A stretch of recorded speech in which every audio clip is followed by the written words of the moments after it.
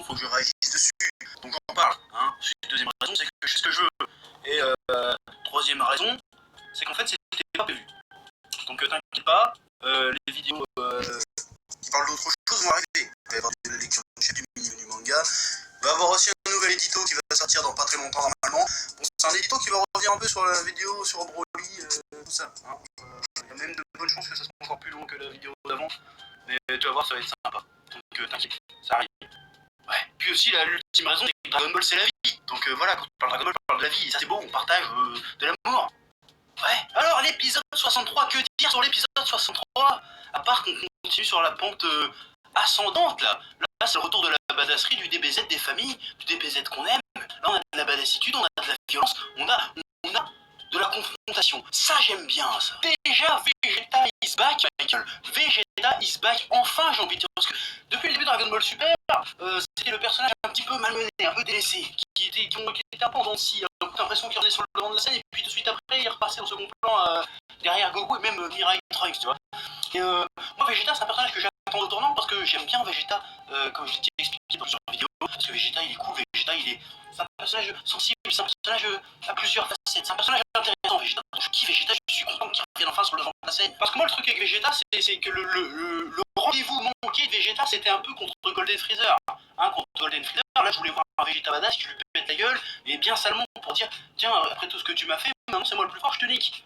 Et il n'y a pas eu ça, il lui a pété la gueule, une merde, certes, mais il n'y avait pas ce petit côté revanchard, et c'était juste, voilà, je suis Vegeta, je te baise, je te respecte pas, tu vois. Alors que là, contre Goku Black, ou Black Zamasu Goku, comme tu veux, là, il y a ce petit côté revanchard, c'est là c'est personnel, tu vois, c'est genre, tu fais chier mon fils, tu es ma bonne femme, tu m'as pas respecté, en plus, tu souilles un peu le sang Saiyan, hashtag un peu nazi, et il dit, non, non, ça va pas se passer comme ça, moi je suis putain prince des Saiyans, je vais te niquer mon gars, et il le nique, mais bien. Ce petit coup de boule soulevage de cheveux là. Putain, ça c'est du Vegeta, ça j'aime bien ça. C'est le retour du Vegeta fier et arrogant, hein, qui a un peu d'orgueil. Hein, le gars il a trop pris dans la gueule, il revient cette fois-ci, pas le temps de niaiser, ça va chier. Déjà, apparition dans l'épisode badass, le mec il explose la salle de l'esprit et du temps. Hein, c'est-à-dire que normalement quand tu casses la porte de la salle de l'esprit et du temps, tu peux pas sortir. Lui il en a rien à foutre, il est au stade au-dessus. Hein, c'est pas comme vous qui juste fait un truc violent, non, lui il a explosé la dimension, hein, c'est ça qui s'est passé techniquement. On le raconte peut-être de merde, mais le gars il était dans une autre dimension où il explose tellement il est vénère, et hop il revient. Ok, c'est bon, je suis chaud, je vais niquer Black. Ça, c'était putain de badass. C'est aussi le retour du Vegeta qui balance de la punchline, hein, à l'ancienne. Hein, il y a ses ennemis, il lui balance des punchlines, il en a rien à foutre. Ça va, ça arrive. Oui, maintenant que la machine est détruite, cette époque sur robot de combo, lol, lui il fait, bah ça tombe bien, on a ramené un cercueil, bâtard. Putain, ça c'est de la punchline, ça j'aime bien ça. Ça c'est cool ça. C'est ce que j'aime beaucoup avec ce nouvel arc de DBS, c'est que c'est plus on se bat pour s'amuser, c'est qu'il y a des vrais griefs personnels contre l'adversaire. C'est pas juste une histoire de sauver le monde, de sauver l'univers, de sauver la réalité, de sauver des galaxies, tout ça. Non, c'est tu t'en es pris à ma famille, je vais te niquer. Ça, on a eu ça très rarement dans Dragon Ball. Et justement quand on avait eu ça, c'était les meilleurs passages. Hein, quand tu vois imagine Vegeta qui se sacrifie contre Boo, bah c'est pareil, c'est pas pour sauver le monde, c'est pour sauver sa famille, tu vois. Quand Goku se bat contre Cell, pareil, c'est pour sauver son gosse. Donc ça c'est bon. Quand Goku s'énerve contre Freezer, c'est parce qu'il a buté son pote. Ça c'est ce qui faisait un peu la méga epicness culte de Dragon Ball Z. C'est pour ça qu'on aimait ça. Et depuis le début de DB, c'est vrai qu'on manquait ce côté-là. Je l'ai peut-être dit dans la vidéo précédente, mais je le répète, et on continue sur ce chemin-là. Et ça c'est bon. Ça c'est très très bon. Bon, et cette fois-ci un Goku en second plan, hein, tant mieux d'ailleurs. On tourne un petit peu, en plus il a eu déjà son petit quart d'heure de gloire dans l'épisode d'avant, enfin dans l'épisode encore avant. Donc voilà. Par contre le petit humour sympathique à la Toriyama, genre oh merde on a oublié le pot du Mafuba dans la machine qui vient de se faire détruire. On est un petit peu dans la merde, hein. Ça j'ai bien aimé ce truc là. Parce que voilà. Du coup au début je pensais qu'ils allaient arriver avec le Mafuba et que ça allait pas marcher. Bon en fait du coup ça va peut-être marcher finalement. Parce qu'ils vont d'abord devoir se friter avant de balancer le Mafuba. Donc ça peut être sympa déjà, ça c'est cool.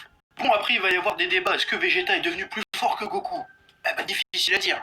Difficile à dire, parce que Goku, il était à moitié mort dans l'épisode d'avant. Du coup, normalement, les Saiyans, quand ils sont à moitié morts et qu'ils sont guéris après, ils deviennent plus forts. Donc peut-être que ça va compenser le délire, je sais pas. Mais que ça soit Vegeta qui pète la gueule à Black, c'est tout à fait logique, ça par contre. Parce qu'en fait, Black, son pouvoir, c'est plus ou moins un peu jeté. C'est que plus Goku devient fort, et lui tape sur la gueule, plus il copie la puissance de Goku. Donc Goku, techniquement, ne peut pas se dépasser lui-même. Enfin, il pourrait, ça serait compliqué. Alors que quand il trouve Vegeta, bah, il est obligé de le faire avec ce qu'il a, le Black. Hein, donc il peut pas forcément absorber la force de Vegeta pour la copier. Donc là il est dans la merde. ça c'est bien déjà, ça c'est bien vu, c'est un petit peu plus subtil, j'aime bien. Ensuite, Trunks toujours présent, toujours vénère. Hein, bon, par contre, du coup, petite parenthèse comme ça, mais on les entend plus, les gars qui disaient dis donc, Trunks c'est un Super Saiyan légendaire, t'es en BLS le chef. Je les entends plus. Où êtes-vous passé? Hein? Voilà. Déjà, hein, c'est important de le préciser ça aussi. Donc du coup, sa transformation, on sait pas trop ce que c'est, mais quelque part on s'en branle, c'est pas important. Je trouve, c'est pas ça qui... Ce qui est important, ce qui est intéressant, c'est qu'on a le retour des persos de DBZ qui sont vénères. Tu vois, qui sont pas dire oh putain j'ai peur, je sais pas comment on va faire. Là c'est non, j'en ai rien à foutre, j'y vais, même si je dois crever, j'y vais, je me tabasse, j'en ai rien à branler. Ça c'est DBZ, ça c'est bon, c'est ça qu'on voulait voir depuis le début. Et on le voit enfin. Ça c'est bien. Moi je dis pouce. Je dis pouce.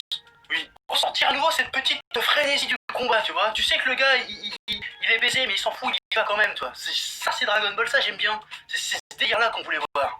Ça, c'est beau. Ouais. Bon, après, pourquoi Zamasu et Black ont pas tué Trunks? Je sais pas.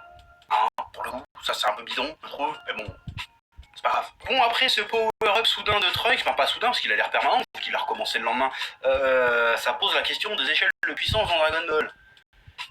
J'ai envie de dire que bah, ça puissance parce que le scénario, hein, tout simplement, hein, comme c'est depuis le début de Dragon Ball en fait, hein, sauf que on va parler de ça dans un dragonologie des échelles de puissance, mais voilà, c'est pas vraiment faut arrêter de se poser la question, parce que sinon tu dirais, voilà, il faut choisir que parce que le scénario, parce qu'au bout d'un moment c'est comme avec Golden Freezer, hein, pourquoi ils se font réfléchir à transformer un Freezer, c'est pour équilibrer le délire. Au bout d'un moment, le fait de rajouter de la puissance, ça devient un handicap à un moment donné. Donc t'es obligé de rééquilibrer le bordel. C'est pour ça, tout simplement. Après, on verra bien. Autre chose que j'aime dans cet épisode et dans cet arc en général, c'est qu'on redonne un peu de l'importance aux personnages non combattants.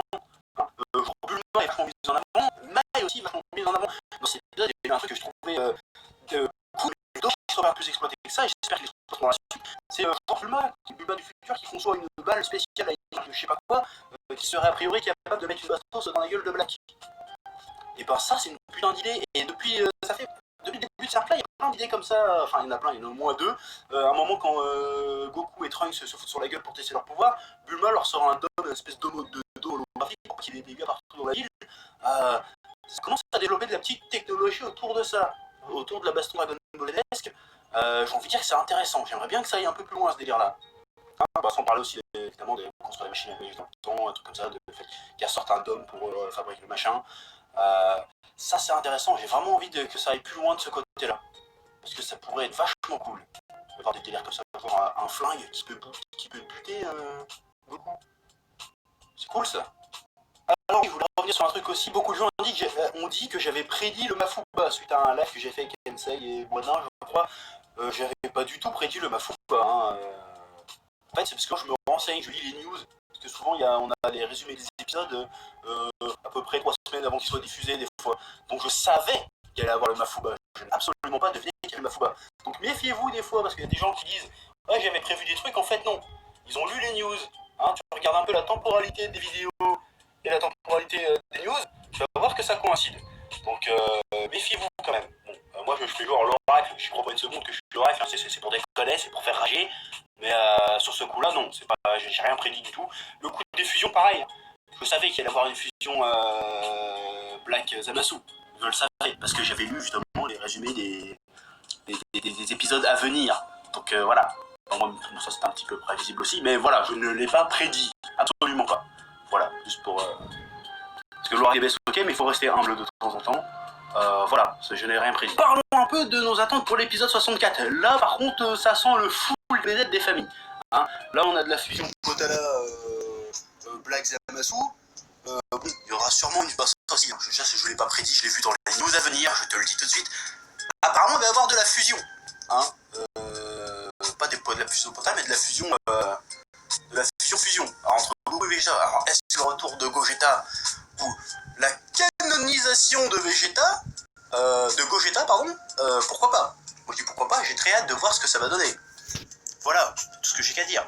Ouais. Donc globalement, c'était encore une fois un très bon épisode. Bon, est-ce qu'il était meilleur que le 61?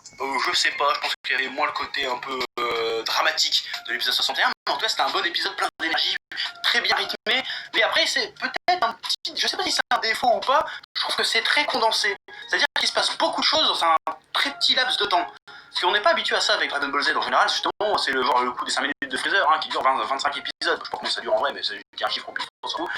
D'habitude c'est assez, comment dire, c'est assez étiré, or que là il se passe beaucoup de trucs.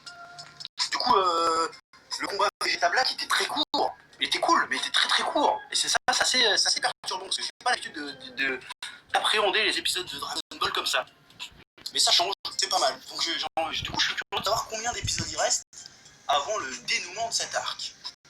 Voilà. Donc on verra bien. Après, normalement, il reste au moins 5 ou 6. On verra bien. En tout cas, Dragon Ball Super, ça devient enfin super. Ouais, ça c'est beau. Voilà. Après, je sais pas si je parle de 64, à moins qu'il se passe des trucs énormes. À ce moment-là, je ferai des vidéos dessus pour dire on a vu tout ça, ou sinon on en parlera en live. Le problème, c'est que les lives, je suis pas sûr de faire des lives toutes les semaines, parce qu'à chaque fois j'ai des trucs à faire, donc on verra.